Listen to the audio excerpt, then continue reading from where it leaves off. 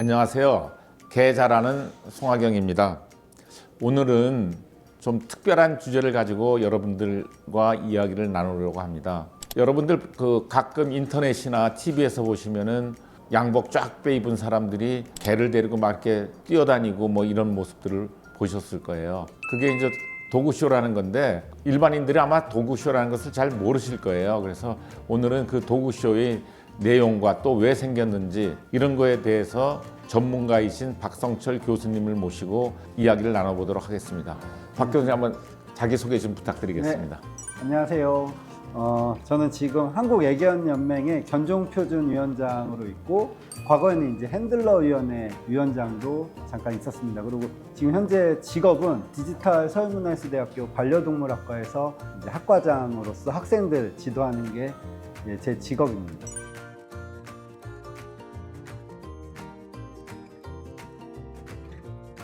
지금 조금 전에 말씀하실 때 핸들러라고 그러셨는데 네. 일반인들은 또 핸들러에 대해서 잘 모르시니까 네. 핸들러서부터 시작돼서 한번 도구쇼에 대해서 말씀을 좀 해줘 보시죠. 네, 제가 처음 이 반려동물 산업 혹은 이 반려동물 쪽으로 종사하게 된 게 사실 핸들러라는 직업이었는데, 물론 이제 좀 일반 분들에게는 생소하시겠지만, 그리고 이 동물 분야에 따라서 뭐 핸들러가 말 그대로 뭐 다양한 파충류나 조류들을 이렇게 손에 올려놓고 이렇게 뭐 행동하는 분들도 이제 핸들러라고 표현을 하죠. 그래서 뭐 어학적으로 보면은 그냥 동물을 데리고 같이 활동할 수 있는 사람들을 핸들러라고 표현합니다. 근데 반려견 쪽에서는 이제 도그쇼에서 강아지를 가장 돋보이게 해주는 사람을 핸들러라고 표현합니다. 예, 제가 알기에는 그 최초의 도구쇼가 1859년 영국에서 시작됐다고 했는데 혹시 그 도구쇼가 그 시작되게 된 어떤 이유라든지 배경, 또 도구쇼가 존재하는 이유에 대해서 좀 간단하게 설명을 좀 부탁드리겠습니다. 뭐 과거에는 사실 개라는 동물이 우리 사람과 함께 살게 된 계기는 처음에는 사냥이나 혹은 뭐 가축을 지키는 용도로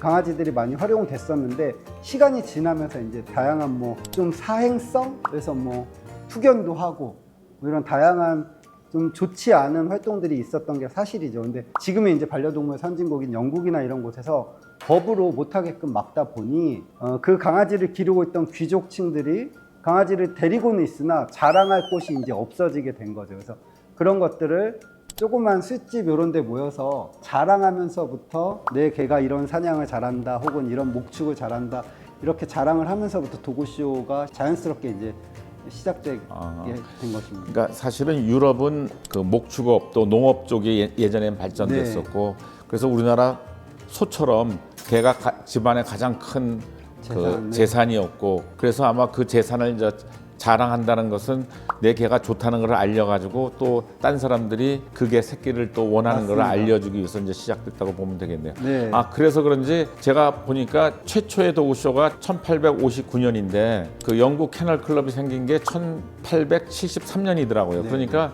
아마 보면은 그 전에는 개 아빠 엄마가 누군지 몰랐는데 이제 그런 식으로 그 좋은 아빠의 개라는 것을 이제 알려주기 위해서 아마 그 혈통소가 생긴 것 같네요. 네. 그러면은 우리나라에서는 독쇼가 1년에 한 몇 번 정도나 열리나요? 지금 현재 한국애견연맹을 기준으로 보면 뭐 저희가 한 달에 한 번 정도 대회가 열리는데, 아주 추울 때와 아주 더울 이제 혹한기, 혹서기를 제외하고는 월 한 번 정도 이제 도구쇼가 열리는데, 그 한 번 대회 안에 뭐 많게는 6번에서 4번, 뭐 적게는 4번까지의 도구쇼를 진행하는 것으로 알고 있습니다. 네. 그러면 우리 시청자분들께서는 뭐 간단하게 도구쇼가 내 개의 특징이나 뭐 이런 것을 좀 알려준다고 생각을 하는데 좀 더 자세하게 어떤 기준으로 심사를 보고 또 큰 개도 있고 작은 개도 있고 뭐 서로 종류도 다른데 어떻게 심사를 보는지 굉장히 궁금할 것 같아요. 말하자면 올림픽이면 축구면 축구, 뭐 배구면 배구에서 이게 똑같은 사람끼리 하는데 이거는 어떤 거는 사냥 잘하고 뭐 어떤 거는 뭐 냄새 잘 맡는 개,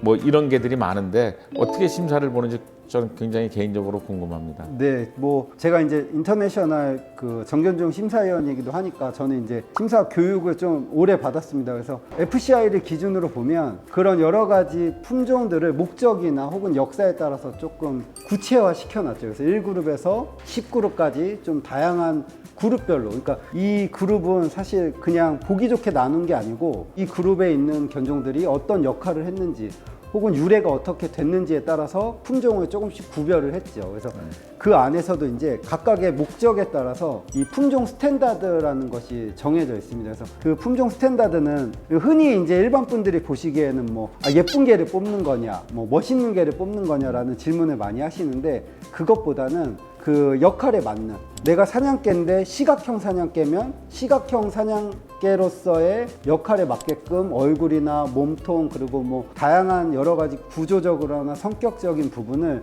종합적으로 견종별로 평가를 하는 게 도구쇼입니다. 10그룹을 얘기하셨는데 10그룹에 대해서는 전번 편에 한번 제가 자세하게 말씀을 드렸으니까 뭐 그걸 참조하시면 되겠고요. 그렇다 그러면은 실질적으로 그 도구쇼에서는 사냥을 잘하는 개다, 아니면은 뭐 썰매를 잘 끄는 네. 개다, 냄새를 잘 맡는 개다라는 것을 판단할 수가 없기 때문에 네. 그것을 잘하기 위해서는 어떠한 설계도를 가진 개냐를 네. 가지고 심사를 보는 거겠네요. 네, 그래서 그런 움직임이나 뭐 앞서 말씀하신 대로 뭐 썰매를 잘 끄는 개를 기준으로 말씀을 드리면, 썰매를 잘 끄는 아이들은 대부분 이제 추운 지역에 생활하는 아이들이 많기 때문에 추운 곳에서도 잘 견딜 수 있는 코트를 가지고 있는지, 이중 털모를 네, 얘기하시는 이중모를 가지고 있는지, 혹은 이런 추운 지방에 사는 애들은 이제 몸의 말단이 작아야 아무래도 열 손실이 적으니까 귀의 크기가 너무 크지 않은지, 적절한 귀의 크기를 가지고 있는지, 움직였을 때 불필요한 에너지 소비가 많아지면 장거리를 움직이는데 좀 불편해지니까 움직일 때 에너지 손실이 가장 적은 움직임을 보여주는지, 뭐 이런 것들이 이제 종합적으로 평가를 하는 거죠. 그러면은 사실은 지금 네. 그 사회에서는 우리가 뭐 웰시 코르기도 지금 많이 집에서도 네, 키우는데 네.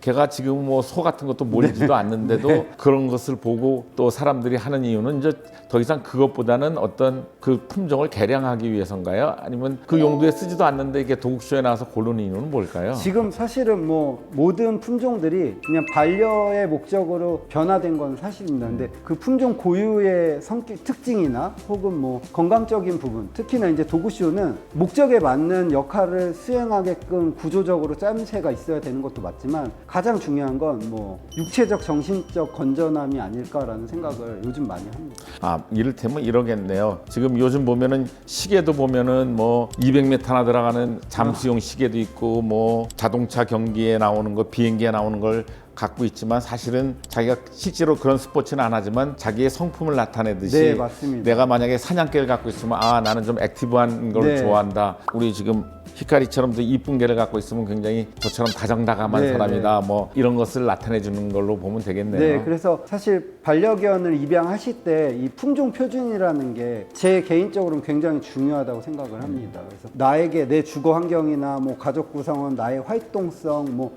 다양한 부분들을 종합적으로 봤을 때 품종 스탠다드 중 이런 역할을 했던 강아지가 나와 혹은 우리 가족과 생활하기 좀 쉽겠다라고 선택하는 데 많은 도움이 됩니다. 사실 그러니까 저희들도 우리 반려견을 입양하기 전에 도구쇼에 맞습니다. 가서 실질적으로 그게 성품이나 또 움직임, 활당성, 그리고 또 브리더들과 얘기를 해보는 게 네. 굉장히 중요하겠네요. 굉장히 중요한 부분이라고 생각합니다. 그러면은 그 우리 지금 독쇼에는 어떤 종류가 있고 또 거기서는 1등, 2등, 3등 뭐 이런 게 있는지 뭐 네. 챔피언이라는 얘기도 듣고 네. 뭐 여러 가지 얘기했는데 그걸 좀 간략하게 알기 쉽게 좀 설명 좀 부탁드리겠습니다. 사실 뭐 이 모든 견종들마다의 이제 석차를 매기는 건 맞는데, 어린아이와 혹은 뭐 다 자란 성견과 비교한다는 건 사실 비교 자체가 어려운 상황이죠. 그래서 뭐 연맹 기준으로는 뭐 3에서 6개월까지는 마이너 퍼피, 그래서 베이비 클래스, 그리고 뭐 6에서 9개월까지는 퍼피 클래스, 9에서 15개월까지는 뭐 주니어 클래스. 그래서 클래스를 각각으로 나눕니다. 그래서 각각의 연령에 맞는 아이들끼리 경합을 먼저 하고, 주니어 이상부터는 챔피언이라는 이제 타이틀, 그러니까 저희가 지금은 이제 인터미디어트 15개월 이상부터 챔피언을 취득할 수 있는데, 그 아이들끼리 각각 클래스에서 1등한 아이, 주니어 1등, 뭐 인터미디어트 1등, 그리고 오픈 클래스 1등, 챔피언 클래스 1등이 모여서 다시 경합을 해서 그 중에 1등을 뽑는 게 바로 BOB, 베스트 오브 브리드라는 그 상력입니다. 각각의 그룹마다 1에서 10그룹까지 그룹마다 BOB한 견종들끼리 나와서 또 경합을 해서 베스트인 그룹, 1그룹의 베스트인 그룹, 2그룹의 베스트인 그룹, 이렇게 10마리의 베스트인 그룹을 다시 선발을 하고, 그 중에 이제 10마리가 마지막 최종 경합전에 나와서 베스트인 쇼 1, 2, 3를 이제 취득을 하게 되죠. 그러니까 지금 산술적으로 얘기를 하면은 네. 그 FCI 네. 세계 애견 연맹에서 인정한 개 종류가 359개고 네. 359개의 BOB가 BOB. 사실 있는 거고 그것들이 또 10개의 그룹으로 그룹으로. 나눠져서 네. 평균으로 치면 한 35마리 견종 중에서 네. 1등하는 게 그룹의 1등이 되는 거고 네. 10개의 그룹 중에서 또 1등한 개가 BIS가 베스트 되는 인 쇼, 거군요. 그러면 베스트 인 쇼면 진짜 최고 중에 최고겠네요. 영예죠. 예. 예. 그래서 뭐 물론 베스트 인 쇼를 많이 받아보신 분들은 감흥이 없으실지 모르겠지만 뭐 평생 한 번 받기도 힘든 핸들러들도 사실 많이 있습니다. 저는 네. 개인적으로 한 번 해봤습니다. 그러면은 챔피언이란 타이틀하고 BOB, BIS하고는 또 무슨 차이가 있는지. 챔피언은 클래스 1석을 받아도 사실은 취득을 할 수 있습니다. 챔피언이라는 건. 근데 한 번만 해도 되는 아니요, 건가요? 4번을 해야죠. 그래서 각각의 대회에서 1석을 4번 이제 수상을 해야 되는데 그 중에 이제 메이저 카십이 또 하나가 섞여 있어요. 그러니까 메이저 카십이라고 하면은 그거에 좀 쇼가 커서 그 개들이 더 많이 나와가지고 네, 맞습니다. 제대로 경합을 FCI. 붙는 걸 얘기하겠네요. 네.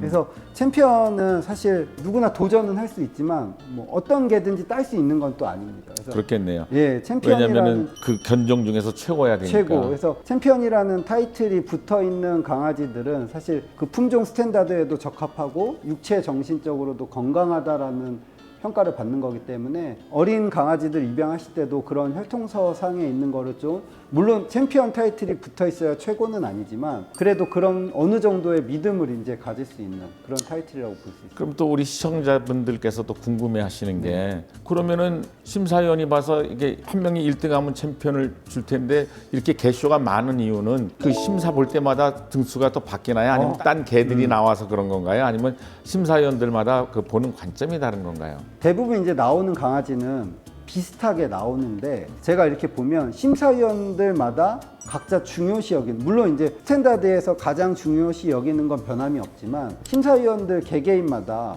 이 사람이기 때문에 자기가 좀 더 중요하게 보는 부분들이 분명히 있습니다. 그래서 오늘 오전 쇼에는 1등을 했으나 오후 쇼에는 뭐 2등을 할 수도 있고 3등을 할 수도 있고 그래서 그거는 여러 심사위원들의 관점이 조금씩 다르기 때문이라고 봅니다. 이걸로 말하면 그러겠네요. 그러니까 일단은 스탠다드라고 해서 객관적으로 볼 수 있는 것은 부합하되 네. 주관적으로 보는 거에서는 최고의 심사위원들이 4번을 다 1등을 줘야지 챔피언이 되는 거니까 네. 진짜 그 챔피언이라고 하면은 최고의 개겠네요. 왜냐하면 다 다른 심사위원들이 다 1등이라고 준 맞습니다. 거니까. 네.